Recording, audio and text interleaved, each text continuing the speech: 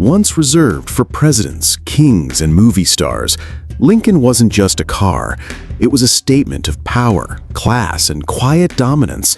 From iconic suicide doors to luxury SUVs that shook the streets, Lincoln has built machines that ruled the road, and sometimes the headlines. You think you know luxury? Let's take a ride through the 4 most fascinating Lincoln cars ever made. Lincoln Continental, 1961 to 1969. The most elegant car with the darkest legacy.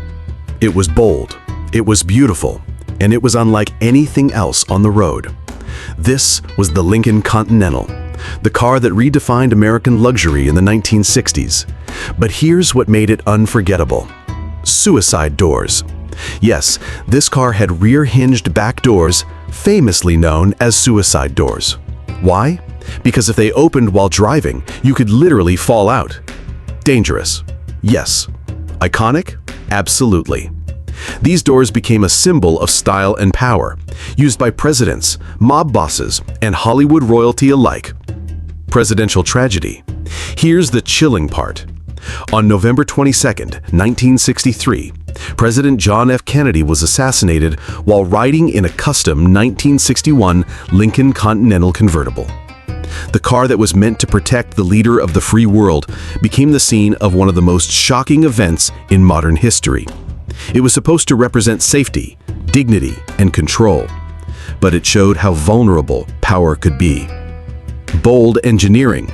This Continental came with clean, slab-sided design, hidden gas caps, electric everything, and was built so solid that some called it a tank in a tuxedo. It was heavy, stylish, and smooth, but with very little safety tech by today's standards. No airbags, no crumple zones, no anti-lock brakes. Final thought. The Lincoln Continental wasn't just a luxury car. It was a rolling contradiction. Beautiful yet dangerous, powerful yet fragile. It drove into history with elegance and tragedy riding in the back seat. A legend. A warning. A masterpiece. Lincoln Town Car, 1981 to 2011. America's smoothest ride, or the last of a dying breed. It didn't scream for attention. It whispered power. Elegant, quiet, and unapologetically massive, this was the Lincoln Town Car. From Wall Street to Hollywood, from airport limos to presidential motorcades, this was the ride of VIPs, bosses, and gangsters alike. But what made it so unforgettable?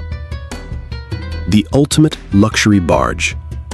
The town car wasn't just big, it was enormous. Stretching over 18 feet long, it floated over potholes like a yacht on calm water. Drivers loved it. Passengers loved it even more. It had rear-wheel drive, a smooth V8 engine, pillow-soft suspension, and interiors like a leather living room on wheels. It was quiet, classy, and timeless. Mob approved, Secret Service certified. This was the car of power, chosen for funerals, weddings, and presidential events. It was also the unofficial vehicle of the American Mafia, roomy, smooth, and discreet. Why? Because the town car looked respectable, but could disappear into the night without a sound. Built like a tank, the town car sat on the legendary Panther platform shared with the Ford Crown Victoria and Mercury Grand Marquis. Mechanics loved it. It was nearly indestructible, easy to fix, and ran forever. Some town cars are still running today with over 500,000 miles. Final thought? The Lincoln Town Car wasn't flashy, but it became a symbol of power, tradition, and durability in a world that moved too fast. It was the last true American luxury sedan, and when it died in 2011, an era ended with it. Lincoln Zephyr, 1936 to 1942, the streamlined shadow that changed American luxury. Before Cadillacs ruled the highways, before muscle cars roared through the 60s, there was a car so advanced, so sleek, so mysterious that it looked like it came from the future. Introducing the Lincoln Zephyr, a car that didn't just roll off the line, it glided. Born to break the mold. In 1936, most American cars were boxy, tall, and clunky. Then came the Zephyr, low-slung, aerodynamic, and smooth as silk. It was inspired by airplanes and trains, not tractors. Its curves flowed like wind, and its name? Taken straight from the Greek god of the west wind, Zephyrus. It wasn't just a name, it was a statement.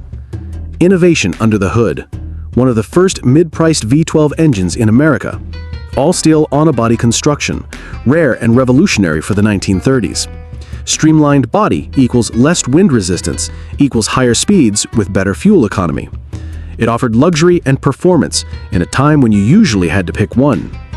A car with a secret edge, the Zephyr quickly became a favorite of gangsters, politicians, and silent power brokers. It didn't roar like a hot rod, it moved like a shadow. In a world full of chrome giants, the Zephyr was the quiet assassin of elegance. Final thought, the Lincoln Zephyr wasn't just a car, it was the birth of modern American design. It proved that luxury could be fast, elegant, and aerodynamic, and nearly a century later, its influence is still felt on the road. It was massive. It was shiny. It was the Mark IV, the car that didn't whisper wealth, it screamed it.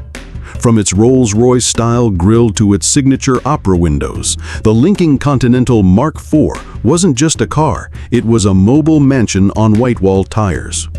But was this automotive icon too much of a good thing? Style so bold, it hurt. When the Mark IV hit the streets in 1972, it was longer than a Cadillac Coupe de Ville. Over 19 feet of sheet metal and chrome. A hood so long it looked like a runway. Hidden headlights, thick vinyl roof, and that signature spare tire bulge on the trunk. Inside? Pillow-top leather seats, Cartier clock, wood grain everything. It was a lounge, a status symbol, and a rolling ego boost. But behind the glamour came some hard truths. Heavy metal with a price. 8 mpg luxury. Powered by a giant 460 cubic inch V8, the Mark IV could barely pass a gas station without stopping. You got muscle car thirst without the muscle car speed. Size equals struggle. With its ocean liner size, parking was a nightmare. Turning radius, huge. Visibility, poor. You weren't driving it, you were piloting it. Luxury over safety. Despite the plush ride, this beast had no airbags, weak crash protection, and weighed so much that in a collision, it could crush smaller cars or be too heavy to stop in time.